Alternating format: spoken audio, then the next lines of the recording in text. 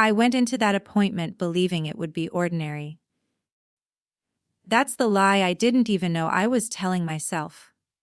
I remember sitting in the waiting room, hands folded over my stomach, watching dust float through a strip of sunlight on the floor. Other women were there, scrolling their phones, smiling softly, whispering to their bellies. I tried to copy that calm. I told myself this was just another ultrasound. Another picture to take home.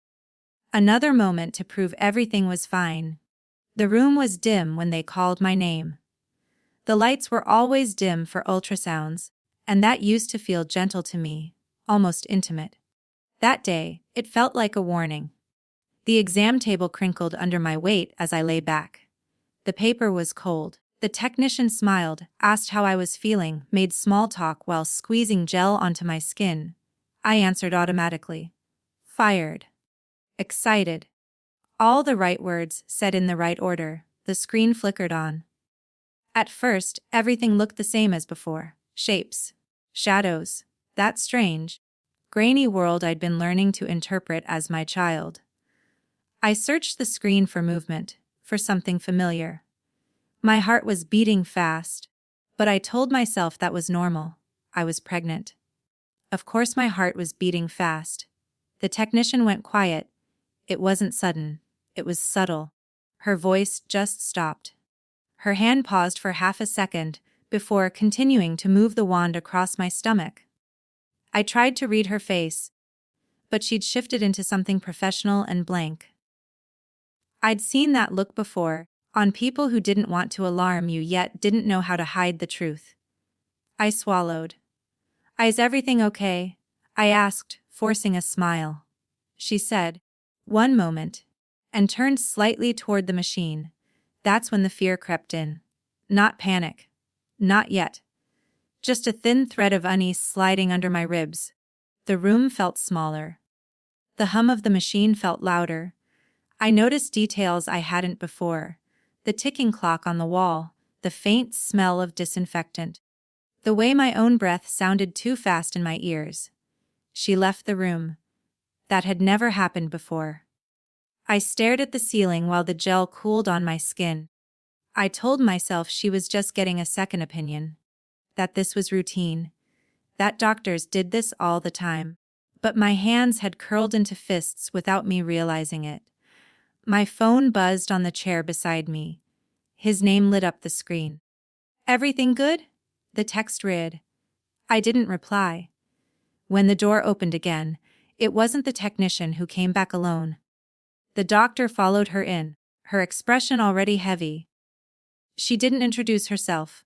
She didn't smile. She locked the door behind her, and that click echoed in my chest. She stood at the foot of the bed and looked at the screen. Then she looked at me. I knew in that moment that my life had split into before and after. She asked me how far along I was. I answered. She nodded slow, like she was measuring her words. She asked if I'd been feeling dizzy, nauseous, weak. If I'd noticed anything unusual. Each question felt like a step closer to a cliff I couldn't see yet. I tried to joke. I said pregnancy was weird. I said I was probably overthinking everything. She didn't laugh. She moved closer to me, lowered her voice, and said my name. The way she said it wasn't clinical. It wasn't distant. It was careful. Protective. Like someone standing between you and something dangerous. She turned the monitor slightly away from me. That small gesture made my chest tighten. I wanted to grab it, pull it back, demand to see everything. Instead, I stayed still. I'd been practicing staying still for a long time. She asked if my husband was supportive, if he came to appointments, if he helped manage my medications and supplements. The word supplements made her eyes flick to the screen again. I told her yes. I told her he was very involved. She closed her eyes for just a second. When she opened them, they were shiny. That's when she said she needed to talk to me privately. That what she was seeing didn't match what she expected. That some markers were inconsistent. She didn't use dramatic language. She didn't raise her voice. But her hands trembled when she reached for mine. The fear finally bloomed. It spread fast, hot and cold at the same time, flooding my after that appointment. Nothing felt solid anymore. The world didn't shatter all at once. It softened, like the edges of everything were wrapped in cotton. Sounds came to me late. Colors dulled. Even my own thoughts felt like they were moving through water.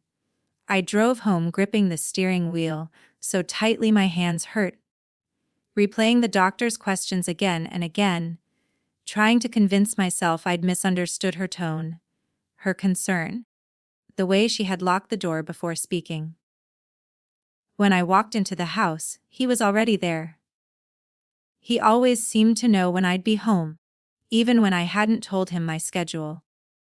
He looked up from his phone and smiled, the same calm smile he showed everyone. The one that made people trust him, the one that made me doubt myself. "How'd it go?" he asked. I said, "Fine." The word tasted wrong in my mouth, but I swallowed it anyway. From that day on, I started noticing how alone I was. Not in a dramatic, lonely way. In a quiet, creeping way. Friends I used to talk to regularly hadn't heard from me in weeks. Family calls went unanswered, because I never seemed to have privacy anymore. If my phone rang, he'd glance over, casual, like he was just curious. If I stepped into another room to talk, he'd find a reason to follow.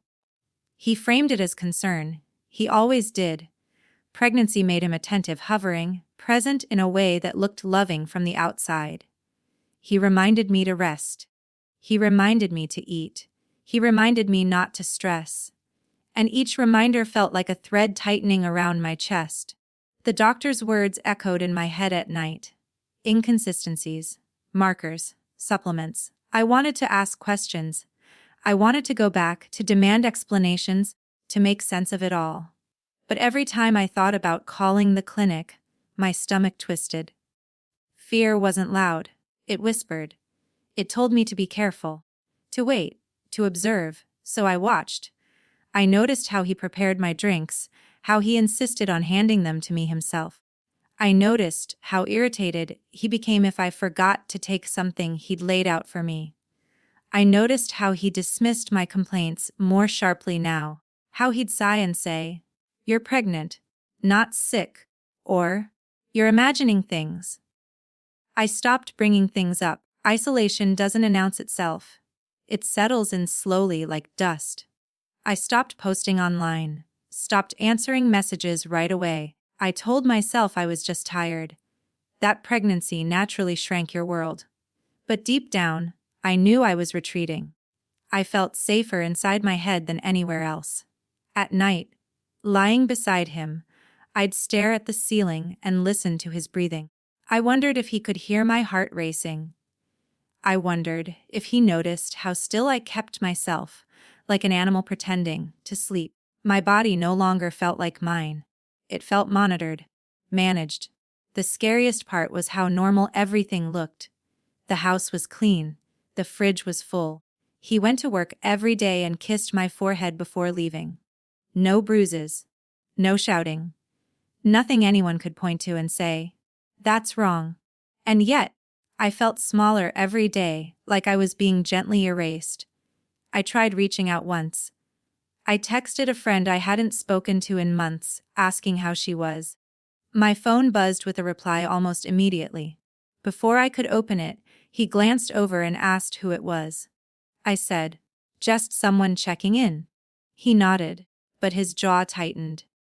Later that night, he asked why I needed distractions right now, why I couldn't just focus on the baby. I deleted the thread. Fear changed my routines. I stopped driving as much, claiming fatigue. I stopped going for walks alone. I stopped listening to my own instincts, because they were too loud, too inconvenient. Every time I felt a flicker of resistance, I smothered it with reason. He loves me. He's just worried. I'm hormonal. I don't want to cause problems. The isolation deepened when my body started feeling worse. Dizzy spells. Weakness. A heaviness in my limbs that sleep didn't fix. When I mentioned it, He frowned and told me stress could harm the baby. He said I needed to trust him. He said he knew what was best. I nodded. Inside, something was screaming. I started keeping quiet notes in my head. Times, feelings, reactions. I didn't write anything down yet. That felt too dangerous. But I memorized patterns, filed them away like evidence I wasn't ready to use. Survival sometimes looks like patience. Sometimes it looks like silence. The more isolated I became, the sharper my awareness grew. Every interaction felt loaded. Every small decision felt watched. I was living inside a narrow corridor, careful not to brush the walls. The doctor's concern replayed in my mind, not as clear sentences anymore, but as a sensation. A pressure. A warning. I wasn't panicking yet. But I wasn't safe either. And somewhere in that quiet, shrinking space, I began to understand that whatever was happening wasn't just about my pregnancy. It was about control. About how easily love could be used as a cage. And about how alone you could be, even lying next to someone every night. Survival didn't arrive as courage. It arrived as calculation. I didn't wake up one morning feeling brave. I woke up feeling tired of being afraid. There's a difference. Fear makes you freeze.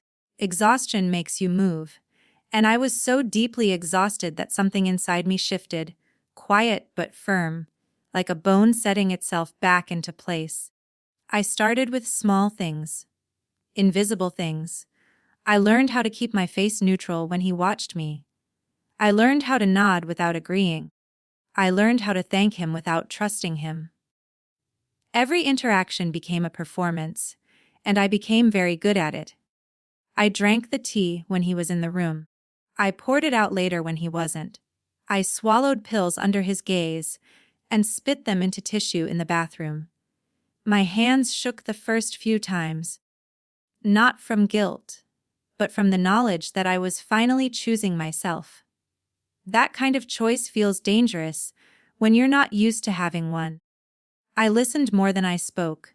He talked a lot when he thought he was in control. He explained things. He justified things. He told me stories about how difficult his own childhood had been, how much pressure he felt now, how everything he did was for us. I let him talk. I stored his words away. Patterns reveal themselves when you stop interrupting them. My body became my calendar. I tracked how I felt each day in my head. The mornings when I woke up dizzy. The afternoons when my hands trembled. The nights when my heart raced for no reason. I noted what I'd eaten. What I'd drunk. What he'd given me. I couldn't see the whole picture yet, but I could feel that the pieces mattered. There were moments when I almost broke. Moments when I wanted to scream, to accuse, to demand answers.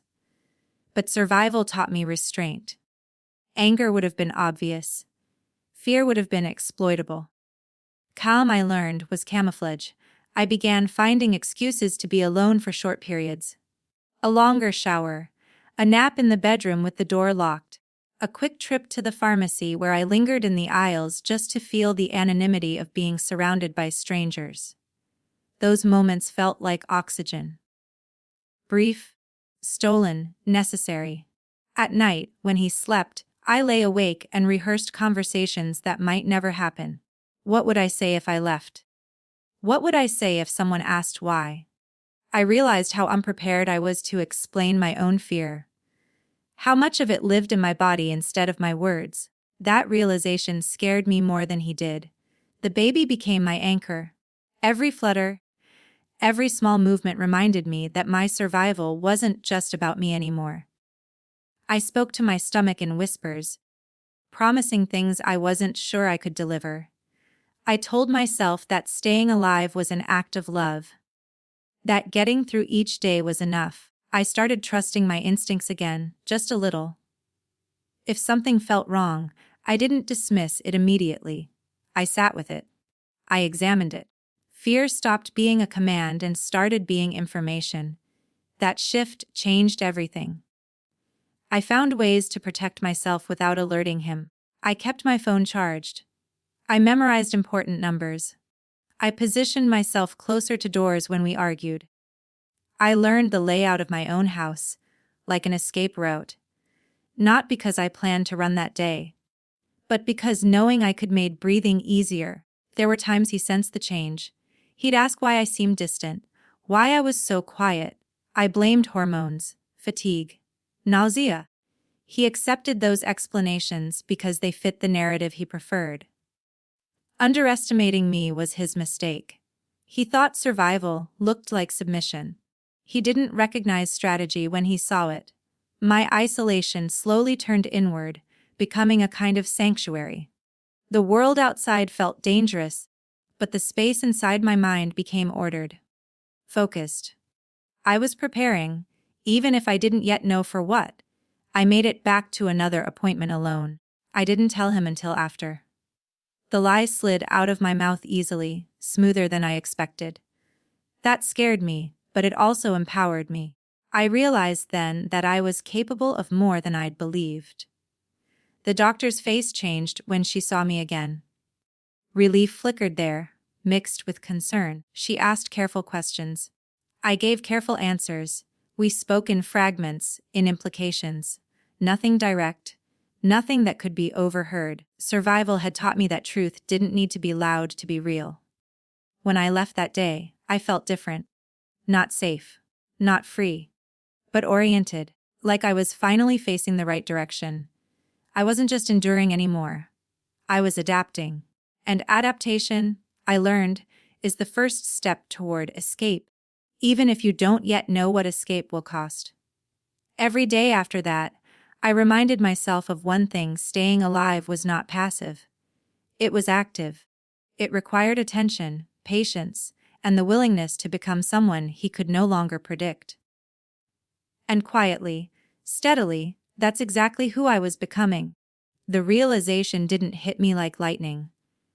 It crept in, slow and relentless, the way truth often does when it knows you're not ready for it yet.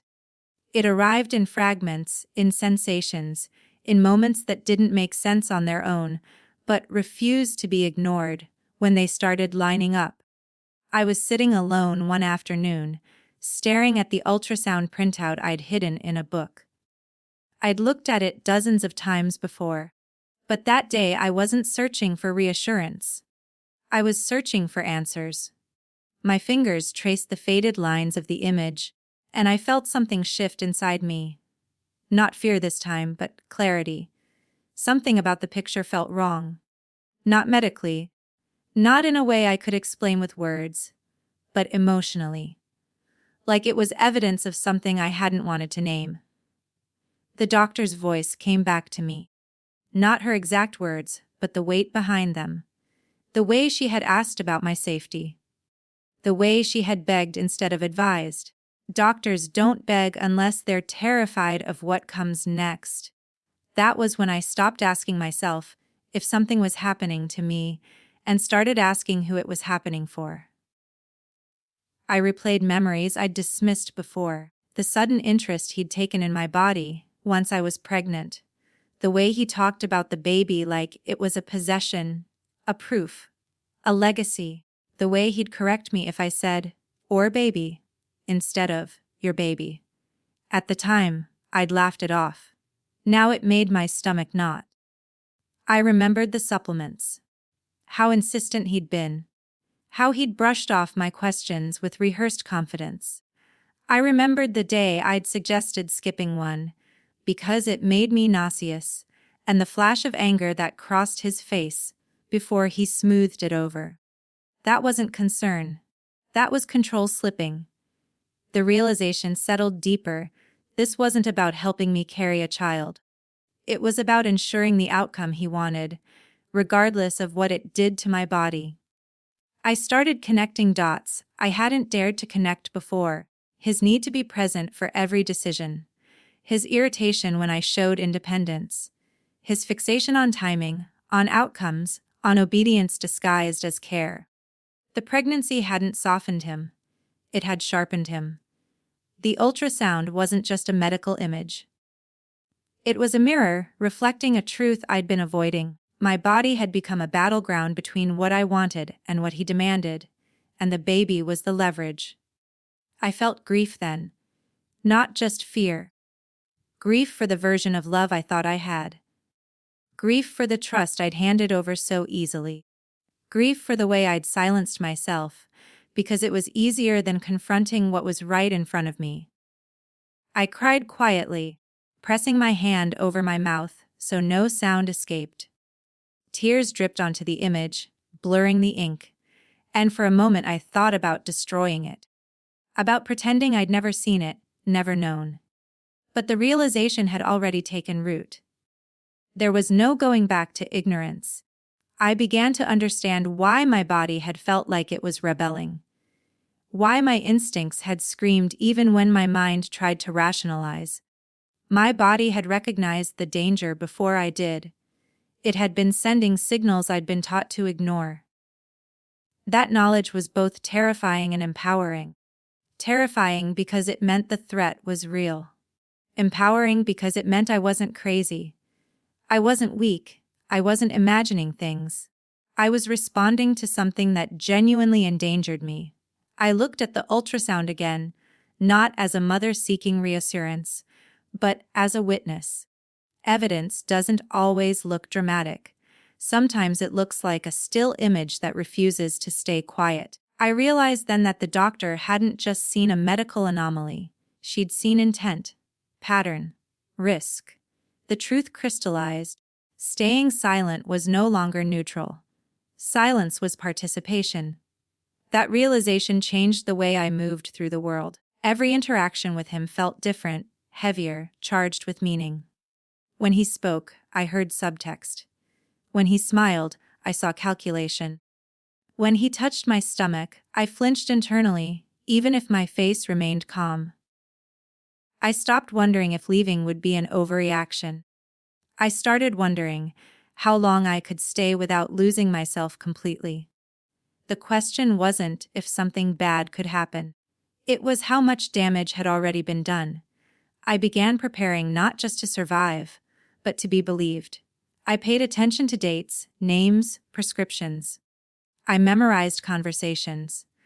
I replayed his words in my head until I could hear the manipulation woven through them. Realization sharpened my memory in a way fear never had. The ultrasound image went back into the book, but it no longer felt hidden. It felt like a talisman, a reminder of the moment I stopped doubting my own perception.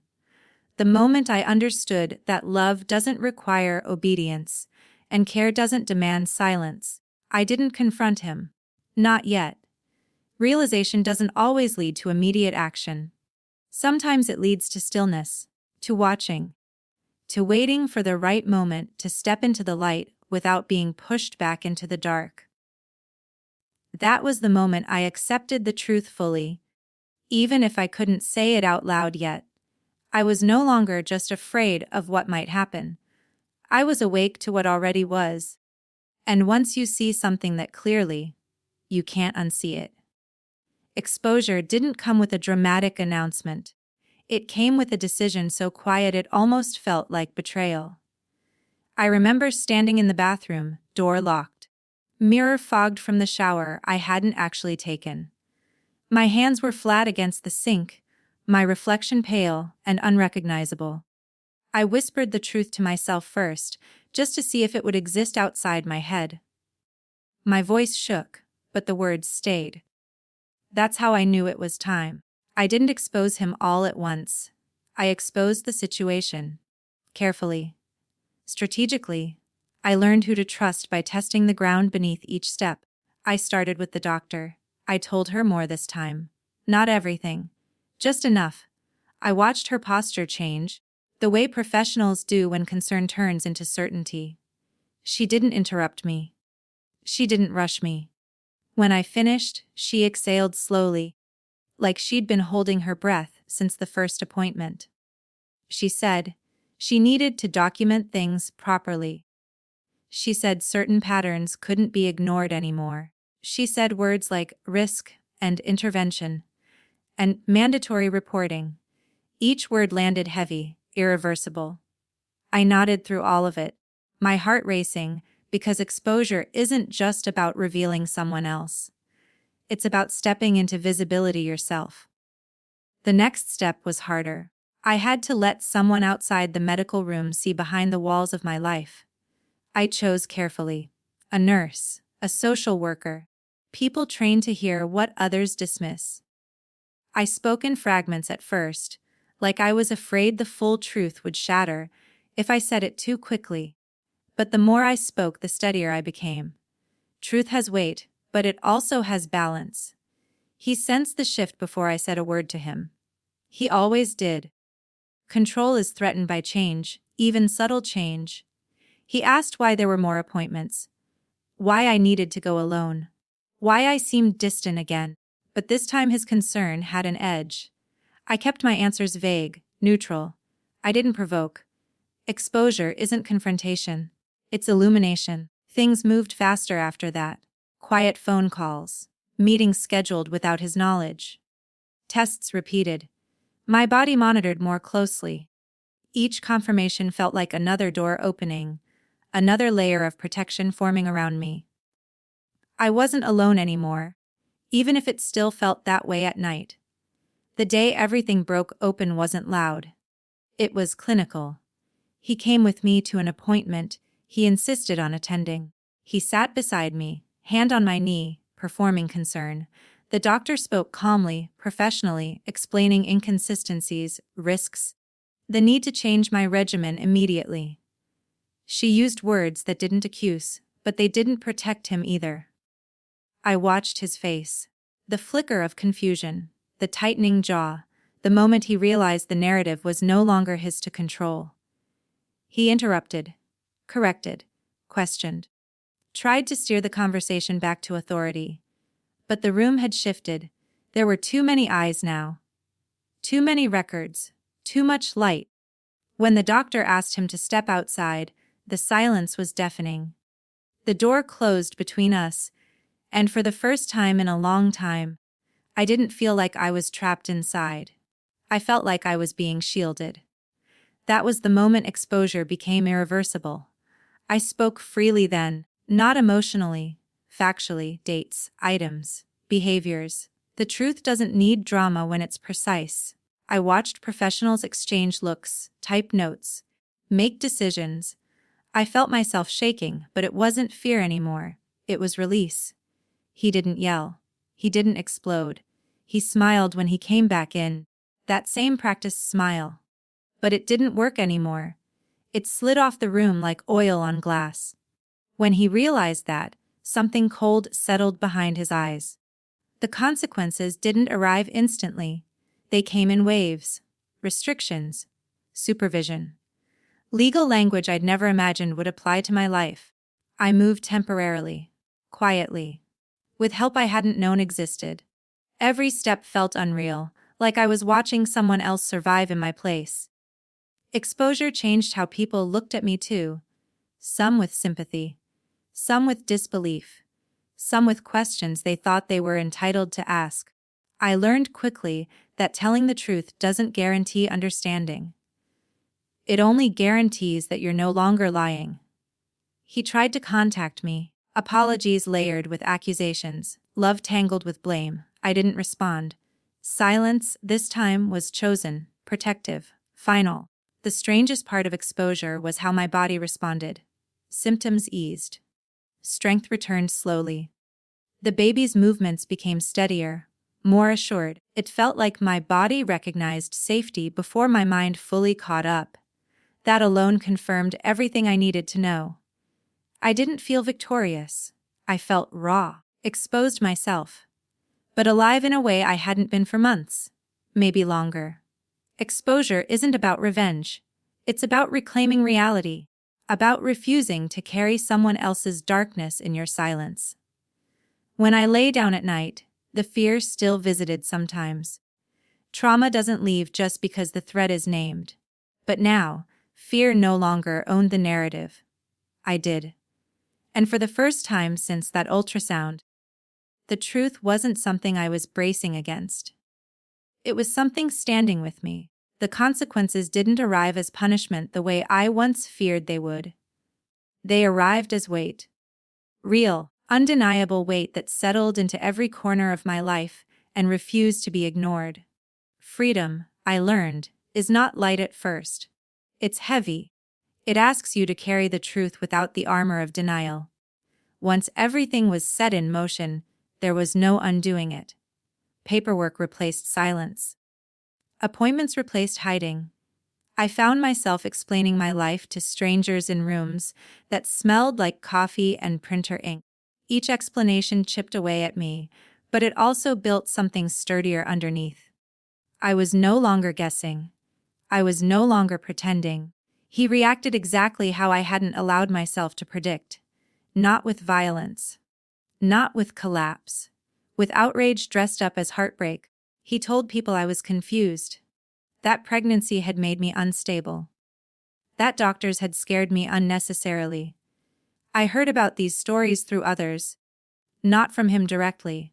And that distance mattered. It gave me room to breathe, without his version of reality pressing against mine. There were moments I doubted myself again. That's the cruel echo of control. It lingers even after the door closes. Late at night, when everything was quiet, I'd replay conversations and wonder if I'd exaggerated something, misunderstood a look, misremembered a tone. Trauma doesn't leave cleanly. It circles back, asking questions you've already answered. But then there were facts, documents, records, test results, professional voices steady and calm, grounding me when my own thoughts tried to drift backward. Every consequence built on something tangible. And tangibility became my anchor. Living separately felt strange at first, too quiet, too open. I wasn't used to space that belonged only to me. I slept lightly, waking at every sound, my body still expecting intrusion. But slowly, night after night, that vigilance softened. I started sleeping through alarms, through rain, through my own breathing. That alone felt like a miracle. Some consequences were painful in ways I hadn't expected. Relationships strained. People chose sides without understanding what sides even meant. A few disappeared entirely, unable or unwilling to reconcile the version of him they knew with the truth I carried. I learned that not everyone who loves you is capable of believing you. That realization hurt more than I wanted to admit. There were legal consequences too. Structured, methodical, slow. They moved at a pace that felt maddening after everything I'd endured. I wanted resolution. I wanted finality. Instead, I got waiting rooms and timelines and reminders that systems don't move at the speed of survival. Patience became another form of endurance. My body continued to change. Healing isn't linear, but it is honest. Strength returned in increments. Appetite, color, breath, the baby responded too, as if recognizing the shift. Each appointment brought cautious relief. Each heartbeat felt like proof that the hardest choice I'd ever made was also the right one. I thought consequences would feel like justice. Instead, they felt like responsibility. Responsibility to stay aware, to stay honest, to not romanticize the past just because it was familiar. Freedom required maintenance. It required boundaries I'd never practiced before. There were moments of grief that blindsided me. Grief for the future I thought I was building. Grief for the person I had been before fear reshaped me. Grief for the version of him I'd loved, even if that version had never truly existed. Letting go meant letting all of that die quietly, without ceremony. I learned how to exist in uncertainty without collapsing. How to plan without controlling. How to trust professionals' intuition and time instead of one person's voice overriding my own. These were not skills I wanted to learn, but they were skills I now possessed. When consequences finally reached him in ways he couldn't dismiss, he tried once more to reach out. Not with apologies this time, but with nostalgia. Memories, shared moments rewritten as proof of innocence. I read the messages once. Then I stopped. Consequences had taught me that engagement was a door, and I didn't owe him another entry point into my life. I began imagining a future again. Not a perfect one. Not a guaranteed one. But a real one. One where my decisions weren't filtered through fear. One where my child would grow up hearing my voice steady, not hushed. That image sustained me on days when exhaustion returned. The final consequence was internal. A shift so deep it felt like a redefinition. I no longer saw myself as someone something happened to. I saw myself as someone who acted. Someone who chose visibility over comfort. Someone who survived not because she was rescued, but because she stepped forward when silence would have been easier. I still carry what happened with me. It didn't vanish. It integrated. It became part of my history, not my identity. The consequences shaped me, but they did not own me. And when I think back to that ultrasound room, the locked door, the lowered voice, the moment my life tilted, I understand now that it wasn't the beginning of my fear. It was the beginning of my refusal to live inside it.